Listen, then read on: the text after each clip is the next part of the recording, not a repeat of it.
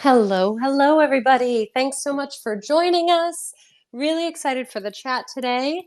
I'm Xandra. I'm the community manager for CharmVerse, as well as your host for this Twitter space. For those of you not familiar, CharmVerse is a Web3 community platform for managing members, coordinating tasks, facilitating decisions, and holding each other accountable. Members sign in with crypto wallets and gain access via community tokens and NFTs. And it brings together onboarding, payment management, proposals, project trackers, and data repositories all in one place.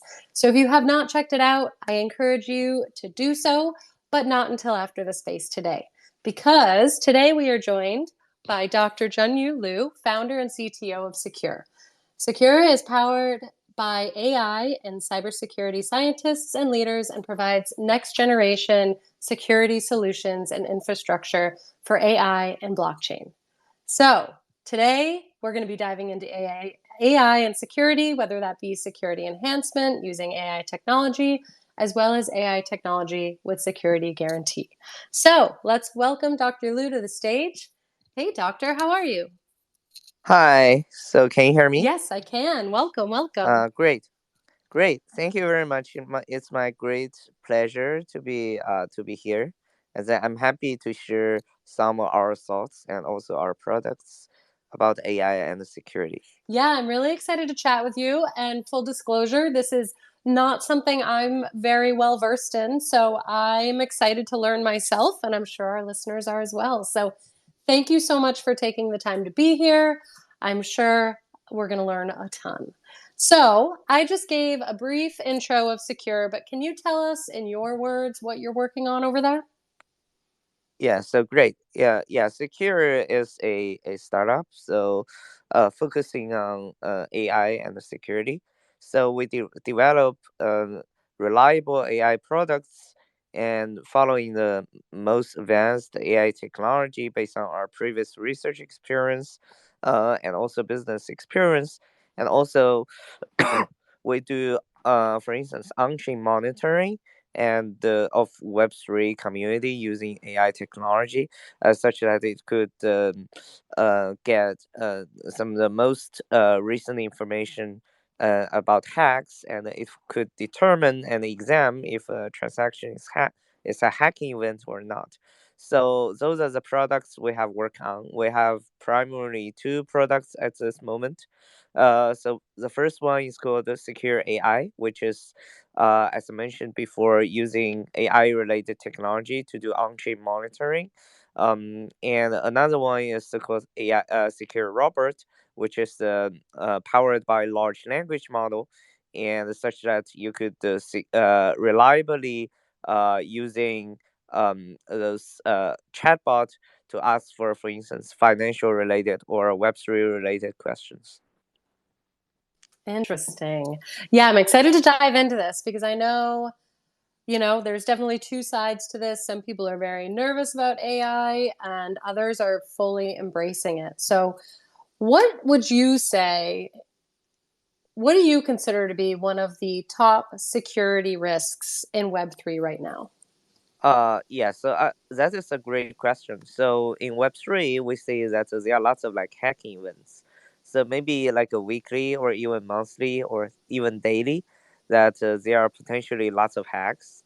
So you can always say some news that there are some blockchains or some websites or some like accounts or smart contract has been hacked, or people find loopholes and steal lots of money.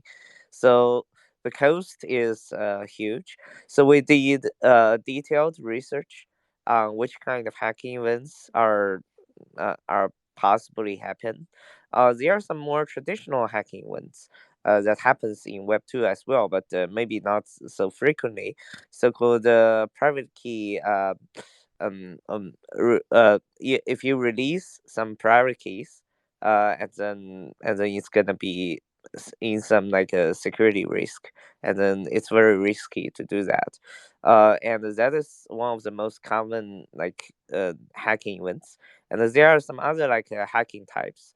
And for instance, there are like a flash loan hacks, and there are also like some trapdoor hacks, and also some other different hacks that's specifically for Web3.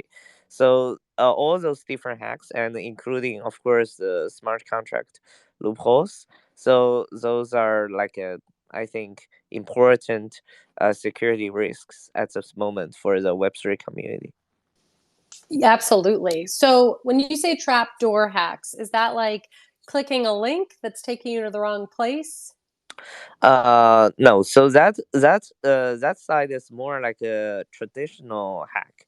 For the trapdoor hack, it means that there are some codes that you didn't notice that has been written for the Web3, and there are some some doors that inside, such that such that you could easily open it, and then to, for instance, get a key or steal some important information from the system. So that often happens when, for instance, like the programmers are not very familiar with the system, and one of the reasons is because Web3 is a kind of new field, and many like security layers has not been established yet. So there are some errors potentially in the code, and also unnoticed hacking events and that could potentially happen. And this is one type of the hacking, and that potentially could happen in Web3.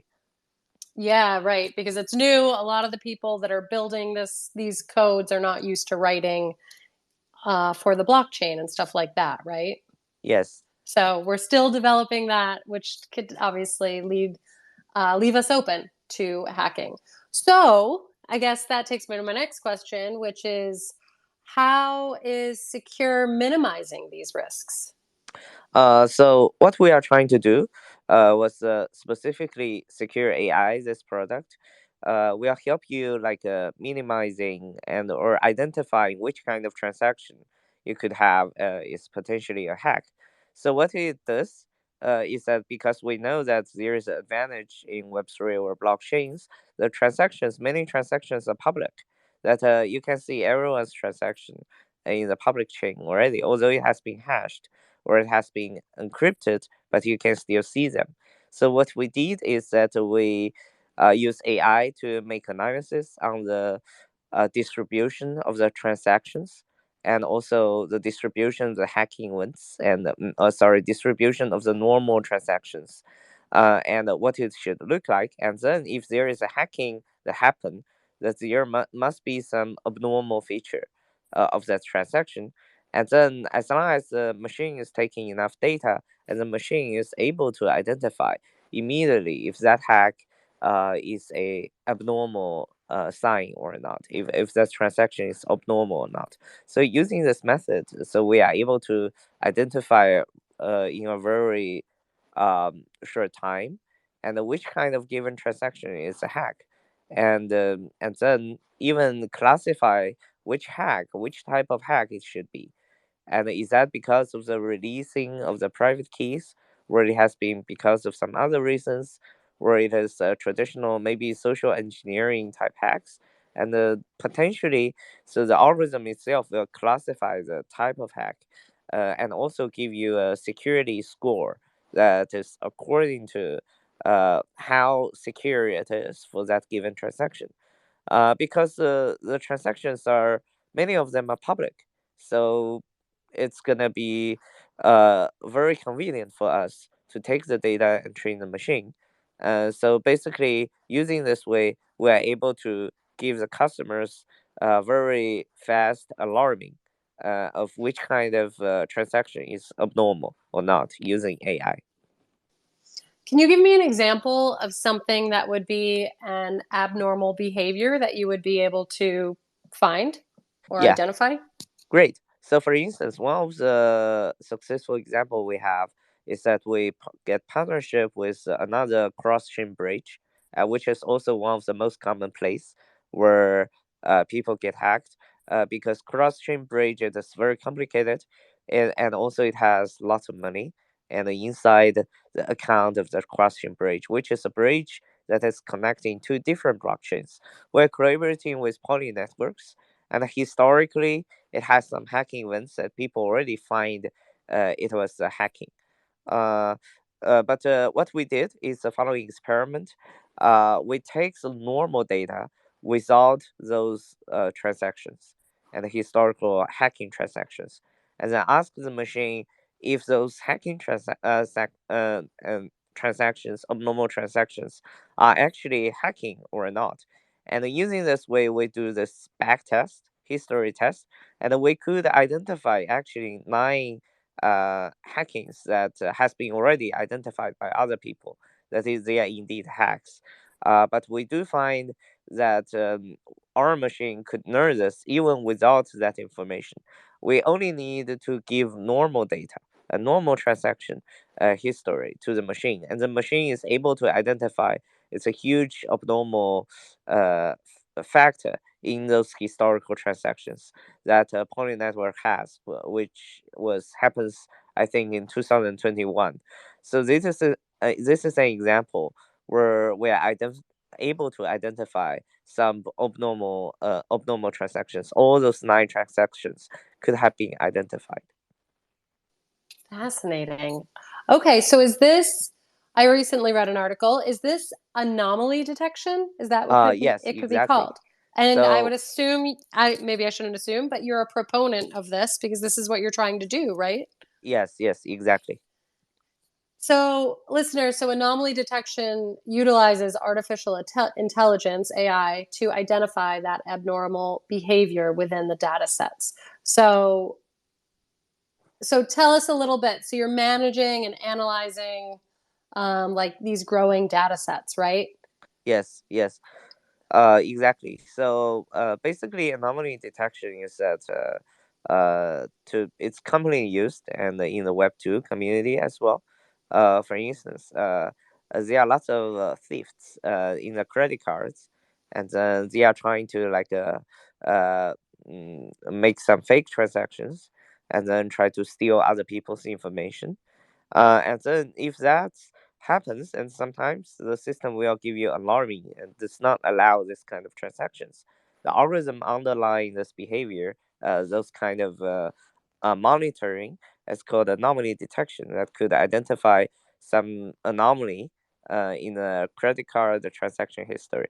So we borrow the same technology to Web3, but what we are going to managing or monitoring is the on-chain transaction data that could happen in various scenarios, public chains like crossing bridge, and also digital wallet, and also even smart contract or some specific account, and every transaction that goes through those accounts, and we are able to managing them, and we are also able to like monitor the whole data set, and the machine itself will inform you which kind of transaction is problematic or abnormal. And we could even find for a given amount of transactions, we can find which kind of transactions are most likely to be hacked, or if it is a hacking event and which hacking event it is, it's going to be automatically classified by the algorithm. Wow. And this is just, it's just impractical to think about doing this manually, really. Right. Because as a single second, it's going to be a large number of transactions, and in each blockchain, and there are many different blockchains, and you cannot do it by your own. And by you probably will hire like a huge number of people to managing so many transactions. But using the AI, you are able to deal with them because they are working just at every second, and in our website, it's still running at the current stage. And some other advantages I read about, so it's automated, right? And it's Yes, real time analysis, exactly. Yeah. accuracy, of course, because we're not doing it manually and there's less room for error. Yes. And is it true it's self-learning? Yes. So it was taking data. So and then after you taking the data and train the machine, we take normal data and keeps the data set, and all of them could be downloaded in public space in the public chains, and we download the transaction data and make analysis of them. and the machine will be smarter and smarter because they know more and more instances, and it's learning. Yeah. That's amazing. Yeah. So it seems that AI powered solutions pretty much enhance the effectiveness and the safety of digital operations across Yes. various industries. And that could be banking, medicine, Exactly. marketing, any of that. Yes, yes, yes. So, in principle, so we are able to. It's currently working in Web3, but we can like apply the same technology to many places.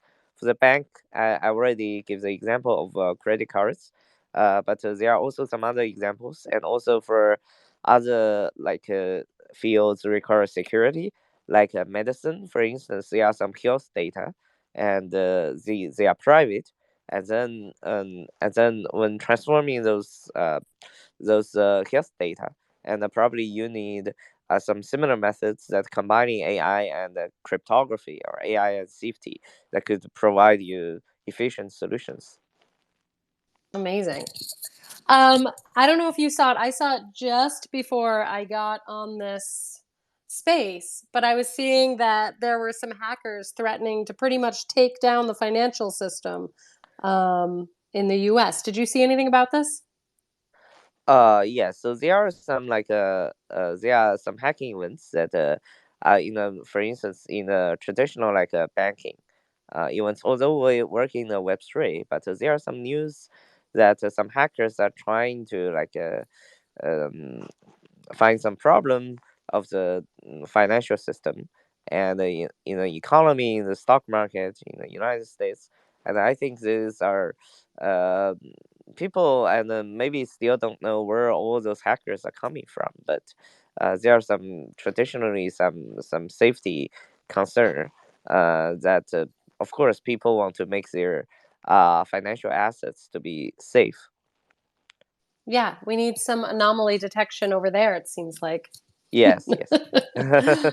um, so I'm curious on your thoughts on Samsung and other companies banning Chat GPT and AI chatbots because of data leaks. Right. What do you think of this? What do you think of banning these types of platforms? Yes. So that is a great question. So this is also related to one of our another product, and actually, so one of the reasons that they ban this chatbot, is because the chatbot will of course take the input of your of your question, and the chatbot is that you ask a question and chatbot will answer. So of course chatbot itself will know those questions, and then in principle, they could, if you ask 100 questions, they can like track you or figure out what you're thinking about or what you're doing. And then if you ask the chatbot some sensitive question, for instance about financial data sets, about your stock market, you ask them, you if you have some money, or and then you ask how to invest, and those kind of sensitive questions, a chatbot in principle will know it, or OpenAI or ChatGPT will in principle know it. Um, so that is might be a concern. So because then you cannot really use those chatbot for some questions that you want privacy. So what we are working on at this moment, which will be released very soon, is a product called the SeQure Robot that is also has a feature of this large language models. We have our own large language model, and using this AI technology, making a chatbot. But the advantage of this algorithm itself is that using cryptographic related techniques, you are not able to, the machine itself is not able to track what is the question you're asking and then what is the output. Using distributed computing and also some cryptography method, for instance, trusted execution environment, and also even more advanced multi-party computation, secure multi-party computation, and the so-called holomorphic encryption, we're able to like build a machine where the machine could um, take your input and then give you responses. But from the algorithmic or security perspective, the machine will not know what you're asking. So this sounds a little abstract, but the aim is to protect. protect the security of the input of the output, and the output of the machine, such that only the users will know it. Even the server will not know it. So that will significantly reduce the security risk, and hopefully that those organizations will not ban such a chatbot. Very interesting. I love that. Yeah, so sorry, listeners, I probably should have expanded on that a bit. Samsung banned it, I believe, because they had employees asking questions that were they didn't realize, but was divulging information that the Right, company did not want divulged. right. So they ended up banning this. So it sounds like with the bot you're building, you're eliminating or at least minimizing that risk now. Right, exactly. So using cryptography, so we are able to ensure that. So even if the the machine will give you the answer, but the machine will not know what is your input. By some multiple layers of encryption and decryption, and also using some technologies in from cryptography, that from the algorithm we are able to help achieving that. Hmm, I like it. So, okay, so how about this? Web3 aims to decentralize the web and enable users to have more control over their data and digital assets, right? Yes, yes, So, that being said, I assume that that shift also comes with a range of security implications as well that need to yes. be considered. So, what would some of those risks be that we're looking at when we're talking about everyone moving more and more to a decentralized system? I would say that it's hybrid. Sorry. So, firstly, and the aim of decentralization, one of the reasons of that is safety and privacy and security. Because part of the reason is that so we want decentralization. We want our data, our digital assets are safe. Are safe. So we want a decentralized, distributed computing system that could assist us. But on the other hand, the system itself is complicated because it's decentralized. You have used lots of algorithms, and then you have lots of extra effort on encryption and decryption, so that will make the system to be have a higher standing point. So because it has a higher standing point, so it requires more effort on making the system to be safe, and also to minimizing the risk of, for instance, coding, errors in coding, or some mistakes in the system, and they requires more and an advanced combination of new technologies. So part of the reason is because it has a higher standing point. So my personal opinion is hybrid, although that the decentralization itself, uh, is the motivation itself is safety and privacy. At least one of the motivation is that. But it also gives us like AI people, and also cryptographers, new opportunity to invent and deploy new algorithms, and testing new features, and also using the most advanced technology combinations, and such that it could ensure the whole system is secure enough, and everyone has their own privacy. I like it. So you have, you're addressing that identity and anonymity that a lot of people want within Web3, your data Yep. security and the right reliability behind that. Um, yeah, there are even economic incentives, right? Right. Right. So fascinating. So, listeners, in case you joined us late, I'm talking with Dr. Junyu Liu, CTO and founder of SeQure. So, Um, if you have any questions for Dr. Liu, please raise your hand. We're happy to try to answer any questions, or I should say, Doctor is happy to answer any questions because I'm learning just as much as you are today. But Dr. Liu, for our new listeners that have joined us a little late, tell me about some of the core services that you offer at SeQure. Yeah, so great. So our core services is providing new products that could guarantee Firstly, guarantee the safety of Web3 and other communities using AI technology, and secondly, developing the next generation security guaranteed AI. So currently we have primarily two products. One is so-called secure, sorry, one is so-called secure AI, which is a product based on anomaly detection that could do on-chain monitoring that monitor if a given transaction is a hack or not, is that abnormal or not, using some on-chain monitoring technology called anomaly detection. So there is another product so-called the secure robot, which is a large language model chatbot system, but it will completely protect the safety of the user, such that the machine will not know the input and output of the user. It will completely minimizing and eliminating the possibility of data leasing and data leaks and in the system. So those are the core services we have provided right now, and in the future we will keep working on those directions and providing new products that combining technologies from AI and cryptography, such that it will guarantee the safety uh, and efficiency of the users.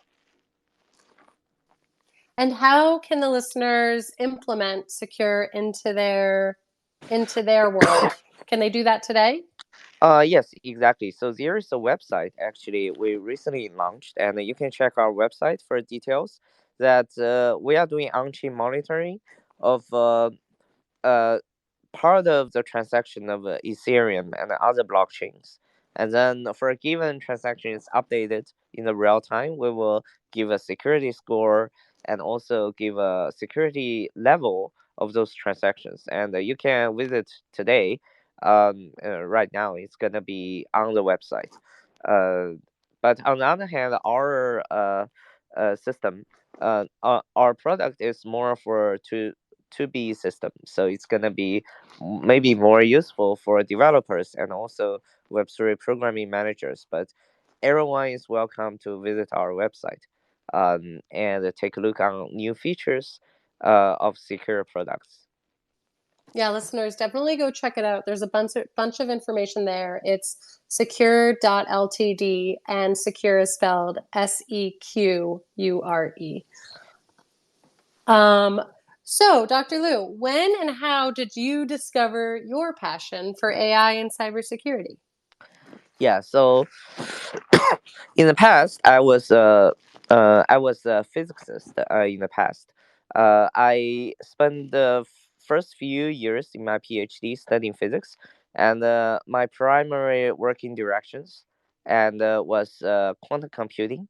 So, which is that using quantum technology to speed up computation, and from there that I know more about especially AI and also security, cryptography. So there are lots of developments there, and using quantum technology to enhance AI capability of AI and also cryptography. So right now, so and then I discovered those fields are interesting and also very practical and very useful for the current user. Uh, on the other hand, I do notice that in the Web3 community, where I'm also a very passionate about the whole Web3 community, but I see there are lots of hacks. So for those hacking events, and then I find that there should be some technology ways that based on technology I know that could deal with them. And also I think Web3 is still on its early stage, so it do needs some fundamental security layers, and then that will help customers and help other people. And I just find using those technology, combining AI and security, to build safety and safe AI system. They are very important and very useful for not only Web3 but also for the whole community. We do need a safety guaranteed AI and also using AI itself to protect the safety and the security of ourselves, of our like a digital system. So that is the reason. That's why I found SeQure, and together with Web3 people that trying to contribute and to the field, making use of some of my knowledge. Well, I'm glad that you're on it because I think AI is here to stay. I think there's a lot of concerns about the risks that that come along with it. So to have a brilliant mind like you working on these solutions, I'm glad to know someone is out there doing it. You seem to be Thank the you right very much. person. Yes. Yeah. So, how about what would you say like one of your biggest challenges is that you're up against right now with your work in AI and cybersecurity? In the past, I also worked on AI and cybersecurity, but also more of academic research. When I was firstly trying to go to the business world and studying Web3, and then originally I feel some cultural conflict. But later I feel that it has many connections, and if you are bringing knowledge from the academia and to the industry, and then you can like find that your like academic knowledge will benefit and will benefit many of your experience, and you are able to use those knowledge to develop new products. But on the other hand, those new products will deeper your understanding about the academic knowledge that you get. So I think and originally I thought it was different, so I faced some challenges. However, after a later time, I realized that it has many connections, and then it will like make me to have a smooth transition and of the knowledge from the academia to industry. I like it. You're able to merge the two and really benefit from both of them working together. I like that. Yes, yes, I think so. It was fascinating. Yeah, Yeah. So, and what do you think the future of AI and cybersecurity is? I think the future is it's a bright future. I think firstly AI is I think is one of the mainstream of our time. That it's one of the most important technologies that we have, and there is no doubt. I think it's a common like sense that AI will revolutionize our industry and our world, and potentially. And at the same time, there are lots of concerns about security of AI, and also and maybe those machines are too smart. And it's called AI alignment, and the security is part of them. So, which is that how to make AI to be consistent with human benefits. I think this is something that's always need. So I think the future is bright, and especially the hot topics right now, and from AI to Web3. And I think looking at the connection of them is a fascinating opportunity, and then I would recommend people looking more at the secure products, and also there are release some opportunities there, and also I think I would encourage and people who are interested in AI and cryptography will join in this field, either AI or Web3, especially their connection. I think it will be a bright future. I like that.